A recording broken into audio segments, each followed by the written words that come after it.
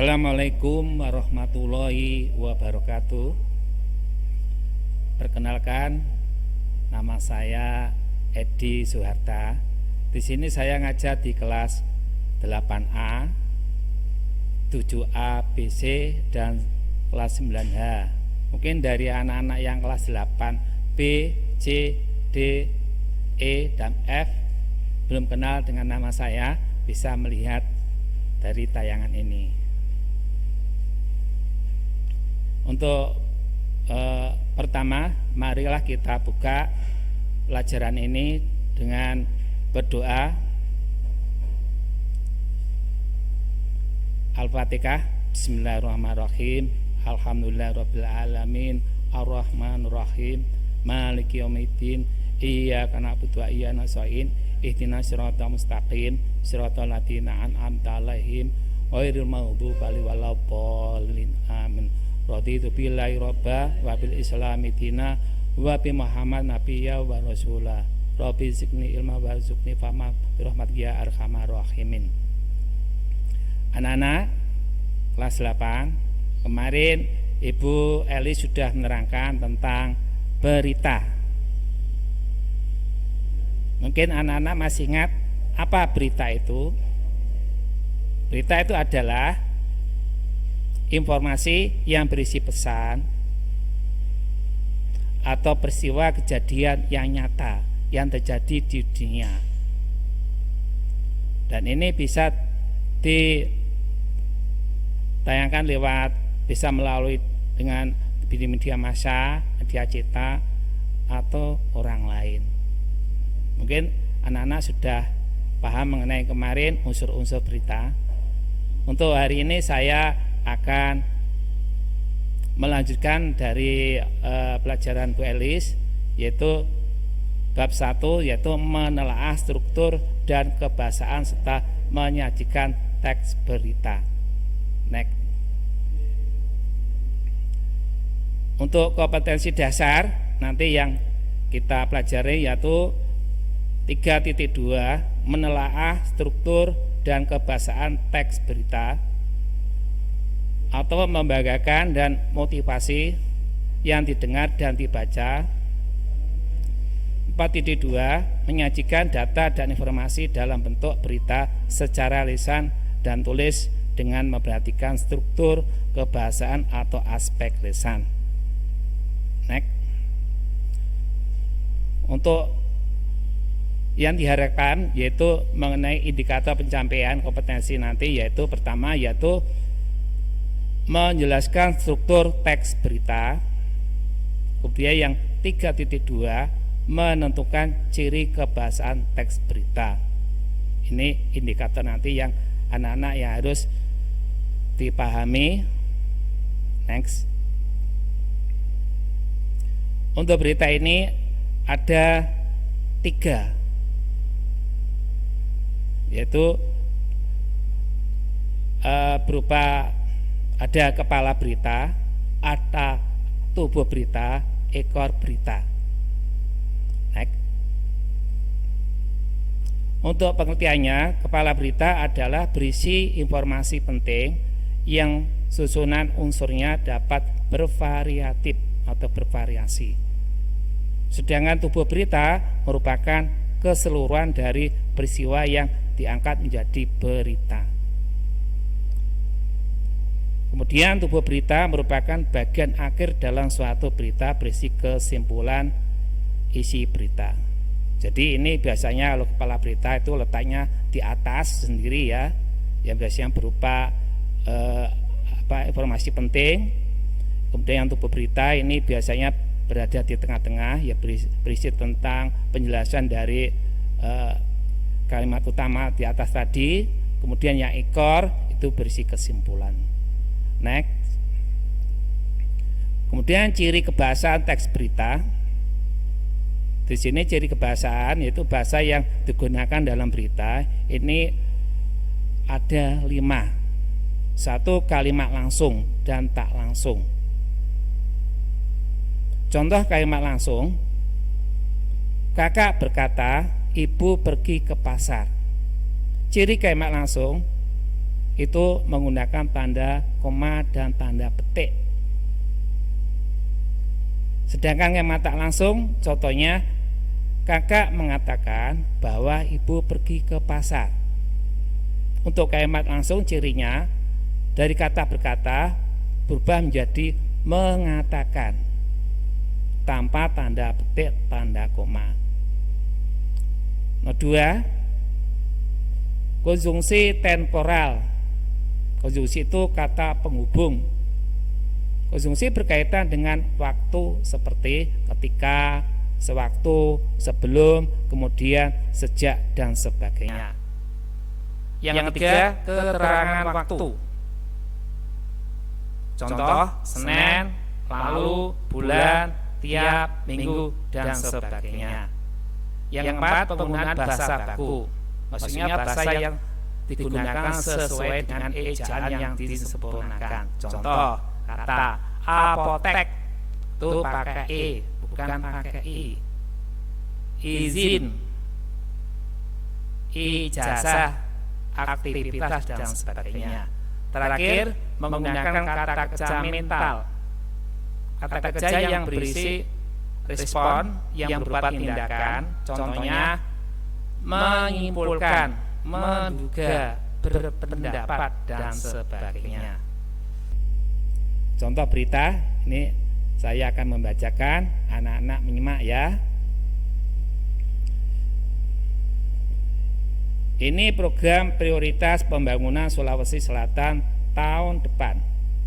Para kepala daerah menyampaikan program prioritas tahun 2018 dalam acara Musyawarah Perencanaan Pembangunan Nasional atau Muresbang 2017. Tak terkecuali pemerintah Sulawesi Selatan. Gubernur Sulawesi Selatan Syahrul Yassin Limpo mengatakan, Sulawesi Selatan memiliki 4 program penting. 4 program tersebut meliputi konektivitas, energi, pangan, dan investasi. Terkait konektivitas, dia menuturkan ingin menjadikan Sulawesi Selatan sebagai penghubung wilayah Indonesia. Paragraf kedua, konektivitas wilayah karena kami di tengah-tengah Indonesia. Sulawesi Selatan menghubungkan laut, darat, dan udara.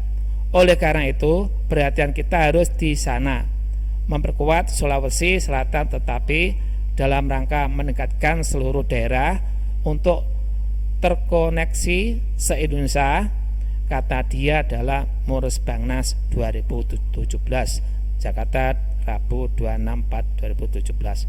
Next. Terkait energi, dia ingin pasokan energi tersalur ke sektor produktif. Salah satunya ialah jadi bagian-bagian yang selama ini cukup bagus. Tapi energi harus dimanfaatkan bermuara pada aspek-aspek yang produktif, khususnya kepada industri, ujar dia. Syahrul menambahkan ingin menjadikan pertanian sebagai program unggulan. Yang ketiga, kami menyandang pangan nasional. Kami memberi makan 22 provinsi di Indonesia. Karena itu, pangan dan pertanian harus menjadi unggulan, tambah dia. Next. Terakhir, dia ingin menggenjot investasi masuk ke Sulawesi Selatan. Khususnya lanjut dia terkait infrastruktur dasar. Yang keempat, kami masih butuh investasi daripada aspek-aspek yang lebih mendasar seperti irigasi, dam, dan lain-lain. Yang harus lebih cepat kita persiapkan pelabuhan-pelabuhan yang harus bisa mengkoneksikan seluruh Indonesia untuk bermuara, untuk bisa mengadakan komunikasi perdagangan secara global, ujar dia. Next.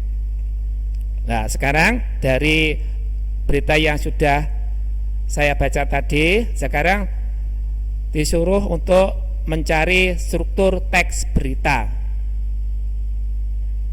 Jadi caranya untuk mencari, anak-anak disuruh untuk mencari kepala berita, tubuh berita, dan ekor berita. Untuk contoh dari berita di atas, kepala berita berisi para kepala daerah menyampaikan program prioritas tahun 2018 dalam acara Musyawarah Perencanaan Pembangunan Nasional atau Musrebangnas 2017, tak terkecuali pemerintah Sulawesi Selatan. Kemudian untuk tubuh berita, jawabannya Gubernur Sulawesi Selatan Syahrul Yassin Limpo mengatakan Sulawesi Selatan memiliki 4 program penting. 4 program tersebut meliputi konektivitas energi pangan dan investasi. Terkait konektivitas, dia menuturkan ingin menjadikan Sulawesi Selatan sebagai penghubung wilayah Indonesia. Konektivitas wilayah karena kami di tengah-tengah Indonesia. Sulawesi Selatan menghubungkan laut, darat, dan udara. Oleh karena itu, perhatian kita harus di sana, memperkuat Sulawesi Selatan, tetapi dalam rangka mendekatkan seluruh daerah untuk terkoneksi se-Indonesia, kata dia dalam Musrebangnas 2017 Jakarta. Ini untuk jawaban tubuh berita. Kemudian untuk jawaban ekor berita, isinya yang kedua, energi memang jadi bagian-bagian yang selama ini cukup bagus, tapi energi harus dimanfaatkan bermuara pada aspek-aspek yang produktif, khususnya kepada industri, ujar dia. Syahrul menambahkan ingin menjadikan pertanian sebagai program unggulan. Yang ketiga, kami menyandang pangan nasional. Kami membeli makan 22 provinsi se-Indonesia. Karena itu pangan dan pertanian harus menjadi unggulan, tambah dia. Terakhir, dia ingin mengenjot investasi masuk ke Sulawesi Selatan, khususnya lanjut dia terkait infrastruktur dasar. Yang keempat, kami masih butuh investasi daripada aspek-aspek yang lebih mendasar seperti irigasi, dam, dan lain-lain. Yang harus lebih cepat kita persiapkan pelabuhan-pelabuhan yang harus bisa mengkoneksikan seluruh Indonesia untuk bermuara untuk bisa mengadakan komunikasi perdagangan secara global, ujar dia. Itu untuk struktur. Sekarang untuk mencari kebahasaan teks berita. Untuk paragraf 1, kebahasaannya menggunakan kalimat tidak langsung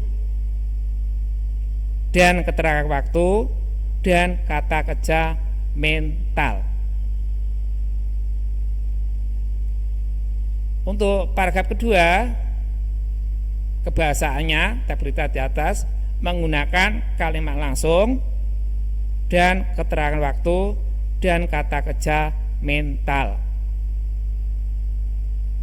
Untuk paragraf ketiga, kebahasan teks berita menggunakan kalimat langsung dan tak langsung dan kata kerja mental. Paragraf keempat, kebahasan teks berita menggunakan kalimat langsung, keterangan waktu, konjungsi temporal, dan kata kerja mental. Itulah contoh cara mencari atau mencari struktur dan kebahasaan teks berita. Ini untuk tugas siswa. Bacalah teks berita di bawah ini, kemudian sebutkan strukturnya dan kebahasaan yang digunakan dalam berita ini. Caranya menjawab seperti contoh yang sudah saya kemukakan tadi di atas. Untuk tugasnya anak-anak ini dikerjakan di kertas folio, kemudian dikumpulkan di sekolah di akhir daring. Ya, jangan lupa ya, dikerjakan di kertas folio, kemudian dikumpulkan pada akhir daring ke sekolah, yaitu dikumpulkan di Al-Huda. Kemudian yang tugas yang kelas 8B, C, D, E, F tugaskan dikumpulkan pada gurunya masing-masing, ya, bisa melalui WA, bisa melalui dikumpulkan di kertas folio dan dikirim ke Al-Huda, ya, di akhir daring. Demikian pelajaran dari kami. Saya akhiri sekian. Wassalamualaikum warahmatullahi wabarakatuh.